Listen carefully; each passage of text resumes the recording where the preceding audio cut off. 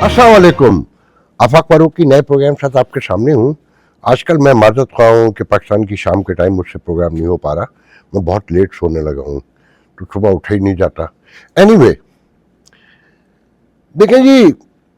मुल्क में तो सब हर तरफ रावी चैन ही चैन दिख रहा है बज़ाहिर, और सब नॉर्मल हैं, इंजॉय कर रहे हैं। मेरे कल के व्लॉग पर बहुत से लोगों ने शुकूक का इजहार किया है कि ये खान का बयान, आपकी विश हो सकती है कि मैं खान का ब्लड चाहता हूँ। अल्लाह माफ़ करे, मैं तो किसी की कोई चीवटी भी मरते हुए नहीं देख सकता। मेरा अल्लाह जानता है या मैं जानता हूँ कि मैं कभी ऐसा नहीं सोचा। मैंने तो जो मुझसे कहा गया था मैंने आप तक पैगाम पहुँचा दिया, मगर साथ में एंड पे भी मैंने कहा है, मैं फिर कह देता हूँ कि कितना भी खून बह जाए एक एक करके, यहाँ कोई नहीं निकलेगा। ये सदियों का क्लॉट है, और एक साइंस भी है, सोशल साइंस जिसे कहना चाहिए, कि मैं अपने बारे में समझता हूँ ये कि पहले कभी मैं बात बात पे रो पड़ता था, सेंसिटिविटी थी, स्टूपिडिटी थी, जो भी आप समझें। जब आदमी बतदरीज हादसात का, सानिहात का,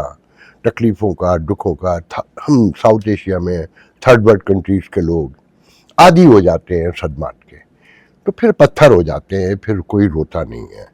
मुस्कुरा के गुजर जाते हैं कि हाँ ये तो होना था, इस होने पे हैरत कैसी। तो ये जो सदियों की, हज़ारों साल की गुलामी और ये क्लास सिस्टम, कमज़ोरी, कसमापुरसी, मजबूरी, ये इन सब चीज़ों ने हमें पत्थर बना दिया है। अब हम अपने लिए जब नहीं सोचते तो दूसरों के लिए क्या निकलेंगे। तो मुझे नहीं पता कि ये क्लॉट टूटेगा कि नहीं टूटेगा, ये मिथ जो है, या जो भी इसे नाम दीजिए, साइकाट्री कहिए, ये जो प्रॉब्लम है, हैंडीकैप भी कह सकते हैं, कि ये कभी तारीख में आगे जाकर टूटता है या नहीं, ये तो अल्लाह बेहतर जानता है, या और जो सोशल साइंटिस्ट हैं वो बता सकते हैं कि इसको तोड़ने की क्या तरकीब होगी। मैं तो सिर्फ ये बता सकता हूँ, देखें, आपने देखा होगा कि जब इंसान मरने लगता है ना, और हॉस्पिटल में हो, वेंटिलेटर पे हो, और डॉक्टर जवाब दे चुके हों, तो जो लव वन्स होते हैं, जो आपके प्यारे होते हैं, वो फिर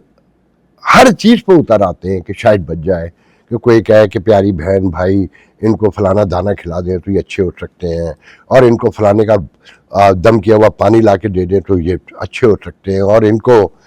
ये काम कर दें तो अच्छे हो सकते हैं। तो वो सब घर वाले वो शुरू कर देते हैं कि भाई अब तो जा रहा है ना, कब हो सकता है कोई मुआवजा हो जाए। तो ये रियासत पाकिस्तान जो है ना, इस वक्त उन हालात में आ चुकी है कि ये हाथों पे है, लबे दम है, और जो मशवरा और जो आता है और जो कहता है उस पर शुरू हो जाते हैं। हालात ये हो चुके हैं कि आपने सोशल मीडिया पे देखा होगा कि बरतानिया में एक ट्रोलर है एहसन चट्टा के नाम से, जो तारीख की गलीज तरीन जबान इस्तेमाल करता है इमरान खान, उनकी पार्टी के, और जो अहले यूथ है उनके खिलाफ। मैं भी बोलता हूँ, मगर एक हद अदब होता है कि जब मैं किसी के बारे में गंदी जबान इस्तेमाल करूँगा तो लोग मेरे बारे में भी करेंगे। अच्छा, इस तरह के लोगों को कोई प्रॉब्लम नहीं होती कि आप उन्हें जो चाहें कहें, उनका गोल कहीं होता है और उन्होंने अचीव करना होता है। तो अभी उनकी तस्वीर छपी मोहसिन नकवी के साथ के बैठे हैं, फिर कुछ और वजीरों के साथ दिखाया गया। अब मैंने जब डिग आउट किया तो पता चला कि वो तो स्टेट प्रोटोकॉल ले रहे हैं बाकायदा पाकिस्तान में। 8-10 उनके साथ सिपाही चलते हैं, डाला चलता है, और वो बाकायदा डिक्लेयर्ड जो है वो स्टेट प्रोटोकॉल के डिजर्व करते हैं। तो ये रियासत हाथों पे ही आ गई है ना, कि जो इमरान को गाली दे और जो उनकी हिमायत करे। ये जो पूरा ओवरसीज कन्वेंशन था, ये उसी की निशानी थी ना, कि पहले तो कभी ज़िंदगी में ख्याल नहीं आया कि ये ओवरसीज फाउंडेशन और ओवरसीज वजारत, ये तो एक लूट मार का अड्डा बनाया था ना ओवरसीज के नाम पर। आप ओवरसीज के लिए तो सिर्फ ये है कि हम तुम्हारे लिए ये कर देंगे और हम तुम्हारे लिए वो कर देंगे। उनकी ज़मीनें चट कर गए, उनकी जायदादें खा गए, उनका पैसा कर्ज उतारो, मुल्क संवारो के नाम पे उनका पैसा खा गए, पता नहीं और क्या क्या क्या। एयरपोर्ट पे जो होता है वो भी सबको पता है। एक टेलीफोन आप लेके जाएं तो उसकी भी इजाज़त नहीं आपको कि आप वो बगैर टैक्स दिए आप उसे यूज़ कर सकें, और दर्जनों बातें। आपके लिए जो मसाइल उन्होंने पैदा कर रखे हैं ओवरसीज पाकिस्तानियों के लिए, जो ओवरसीज पाकिस्तानी, वो मुझे भी पता है और दुनिया को भी पता है। मगर अचानक कि ये रियासत लबे दम है और इन्वेस्टमेंट का ड्रामा दिखाना है, दुनिया को बताना है। और दुनिया को तो सब पता है, अपनी आवाम को ये जो 25 करोड़ जो एक लाठी से हाके जाते हैं, इनको दिखाना कि जी सब तब्दील होने जा रहा है। तरक्की खुशहाली जो 77 साल से दरवाजे के बाहर खड़ी है, वो अंदर नहीं आती, तो उसे अंदर आते हुए दिखा रहे हैं, और जिनकी आंखों पे पर्दा पड़ा हुआ है वो उसे आता हुआ देख रहे हैं। इसी तरीके से ओवरसीज कन्वेंशन में एक साहब कोई लूसर करके है, तो मुझे उस पर लूसन याद आता है कि गाय भैंसों को जो लूसन डालते हैं, तो एक लूसर साहब है, जफर शहजाद समथिंग लूसर, जो कारवाश है कहीं स्कैंडिनेवियन कंट्री में, और वो भी अब है कि नहीं, और बैंकरप्सी भी सुना फाइल कर चुके हैं, ऐलान करते हैं कि 1000 अरब रुपए की इन्वेस्टमेंट लाएंगे। तो जनरल भी चूम रहे हैं उनको, और कर्नल भी चूम रहे हैं, वजीर भी गले लगा रहा है, और उनको स्टेट प्रोटोकॉल भी मिल रहा है। अच्छा, ऐसे वहां के लोग दर्जनों वाकयात सुना रहे हैं, दर्जनों के। अच्छा, मैं अमेरिका से जानता हूं कि यहाँ से लोग, मैं आपको एक दिलचस्प वाकया सुनाना चाहता हूं कि ये हालात कब से हैं इस मुल्क के। इस शहर जो मैं बैठा हूं ना, ह्यूस्टन में, जमशेद मार्कर के दौर का वाकया है कि यहाँ एक साहब रहते हैं, मैं उनका नाम नहीं लूंगा, बहुत बड़े एजुकेटर कहना चाहिए ना, बस तारीख में उनका एक ऑडियो है जो सज्जाद बरकी के पास, जो पीटीआई के सेक्रेटरी जनरल है, 40 साल पहले मैंने वो 35 साल पहले तो यकीनन सुना था कि जब सज्जाद बरकी के घर पार्टी शार्टी होती थी, बारबेक्यू वगैरह, तो अक्सर लोग फरमाइश करते थे कि यार वो ज़रा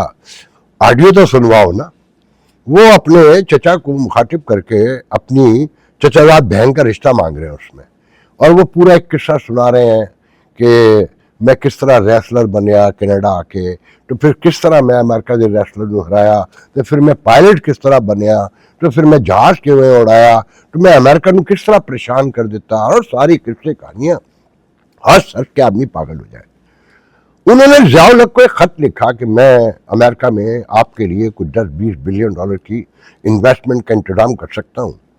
जब मैं शॉर्ट कर रहा हूँ, तो जमशेद मार्कर उस वक्त अमेरिका में पाकिस्तान के मरहूम जो है ना एम्बेसडर थे, तो ज़ियाउल हक ने उनको रीच किया और कहा कि भाई इस आदमी से जाके मिलो,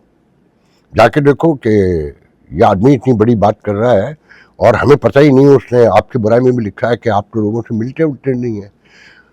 वो मार्कर साहब को रात को 9:30 बजे कोई फ्लाइट थी, वो यहाँ उतरी कुछ लोगों के साथ, फिर उन्होंने उस आदमी के पता के बारे में पूछा कुछ लोगों ने, उनका कि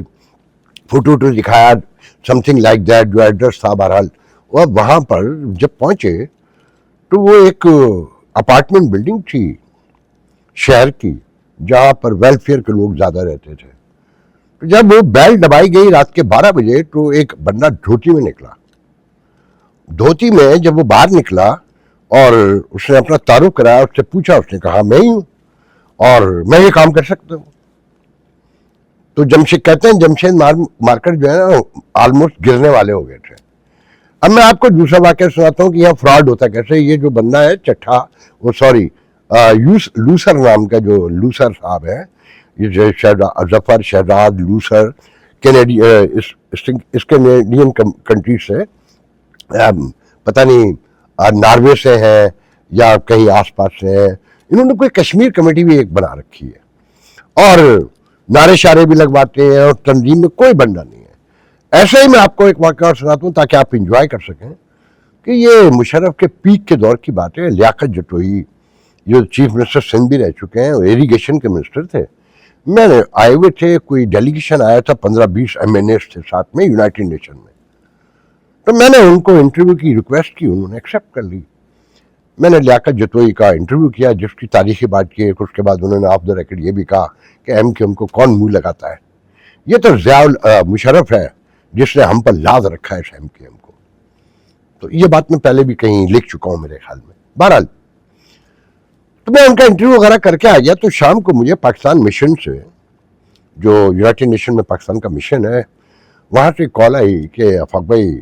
सो नाइस ऑफ यू कि आपने हमारे मिनिस्टर का इंटरव्यू किया, तो आपसे एक छोटा सा काम और है। मैं नाम फिर नहीं लूँगा, मेरे बड़े गहरे मरासे में दोस्त हैं, मेरे फैमिली फ्रेंड हैं,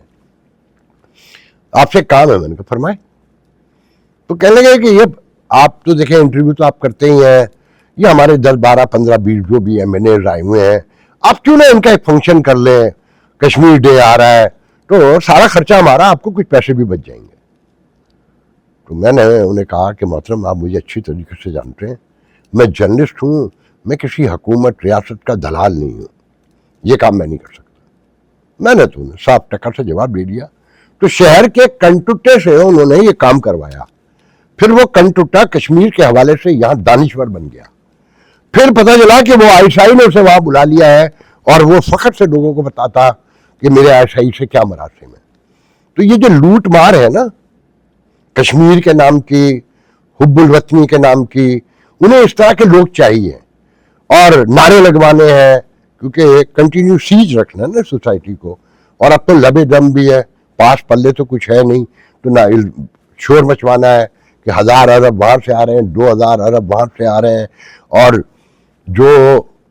تنقید نگار ہیں جو بولنا چاہتے ہیں ان کے خلاف چٹھا جیسے لوگ بیٹھے ہیں، ان سے گالیاں گلیز دلوانی ہیں۔ حالات اس ریاست کے یہ ہیں، یاد ہے آپ سب کو پتہ ہے کہ میں متحدہ ایم کیو ایم پاکستان کی کبھی حمایت نہیں کی، میں ان کے ایجنڈے سے ایک چیز سے تباہ کرتا ہوں، مگر میں ہمیشہ یہ کہتا رہا کہ یہ وہ لوگ نہیں ہیں، کیونکہ اسٹیبلشمنٹ سے جڑے ہوئے لوگ تھے، ہمیشہ سے،